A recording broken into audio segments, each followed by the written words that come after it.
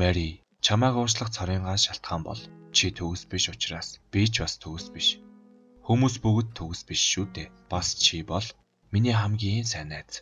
Цорын ганц сайн найз минь. Энэхүү бичлэгийг хийхэд болсон Way гэх пэйжтэй маш их баярлалаа.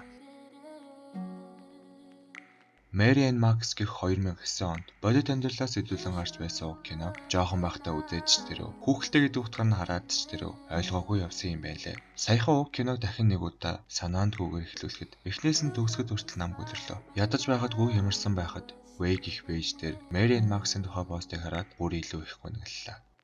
Mary гэх харигчаа ээжтэй баг зэргийн сэтгцэн өвчтэй аавтай Австрали охин санамсаргүйгээр Америкт амьдардаг Max гэх хөгшөөртэй цагтлаар харьцсан. Тэдний үзэл бодол сонирхол тоо их нээцэж байв. Учрах ёстой хүмүүс учирдаг гэдгийг энэ киноноос л мэдэрсэн юм да. Тэд маш олон зүйлийн талаар ярилцаж, бие биендээ туслаж, амтанд солилцсон. Макс энгийн нэгэн байгаагүй юм. Тэрээр хит их мэдрэмтгий баг багтаа дээрлүүлдэг байсан учраас аимхай зочмын нэгэн бөгөөд насаараа ганц бие амьдрах болсон юм. Тэр хизээч найзтай байгаагүй. Бас хизээч чин сэтгэлээсээ инээж байгаагүй. Төсөөлийн найзтай сэтгцэн эмэгтэй нэгэн. Гэхдээ тэр хизээч хин нэгэнд хор учруулж байгаагүй юм. Мэри охин ч бас найзгүй. Сургуультай үргэлж шогдуулдаг. Духан дээр мигнээс ичдэг тэрээр хурш айлынхаа бүр сайн болдог. Мэри Макстай уулзах гэж цуглуулж байсан мөнгөөрөө мөнгө авахулдаг боловч бүх зүйл түүний санснаар болдгүй юм. Энэ бүхнээ Макс найзтай бичихэд Макс түүн рүү эхлээд өөрийгөө хайрлах гэсэн бичгтээ зүрхийн хэлбэртэй чихэр явуулдаг. Энэ хэсэг надад их бодогдуулсан. Мэри их сургуульд орж Максийн төлөө сэтгцэн эмгэг судлаас сурч ном бичээ алдаршдаг боловч Макс үүнийг нь тэмц санаар хүлээн аваагүй. Макс маш их ууралсандаа бичгийн машиныхаа эм товчлогыг салгаа авч Мэри рүү явуулна. Мэриг өтгөр хүнийг харамсал бүрхэн авч улмаар хархинд орно. Тэрээр Максаас уучлахгүй өдөр бүр түүнээс хариу өрхийг хүлээдэг болов. Эхний өдөр, хоёр дахь өдөр, гурав дахь өдөр, нэг сар. Хэзээч Максаас хариу өрөхгүй байв. Мэри Макс хоёрт хоёуланд найралцахгүй байх маш хэцүү байсан бөгөөд тэдний сэтгэл зүрх хоосорч байв. Эцэст нь Макс түүнийг уучлан амьдралын турш тоглож байсан тоглоомоо бүгдийг нь Мэрид өгч явуулдаг. Өдөр бүр хариу хүлээдэг байсан Мэри тэрхүү хэмжээг аваад буцаад ажиглалтай амьдрал руугаа буцсан. Макстай уулзахаар Нью-Йорк руу явахар шийднэ. Энэхүү киног үзэж байхад ганцаардл ууй гашуу амьдралын үнэн мөн чанарыг мэдэрсэн билээ.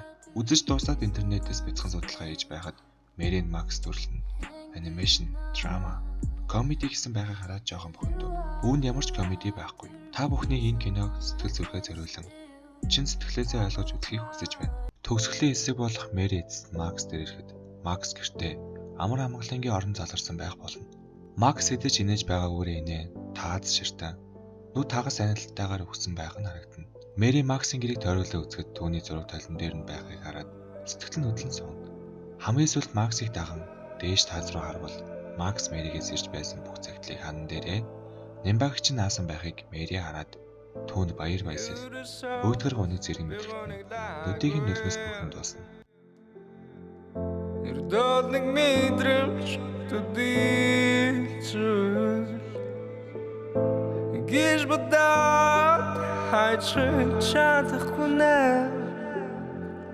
Би бүхний зүгээр арай сохыг хүсээгүй.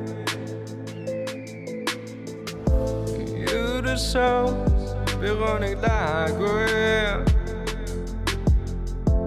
dodelijk meedrums te dienen Gies bedacht Hij schattig konen Wie boekt niet zo geraden Zo ik moet zeggen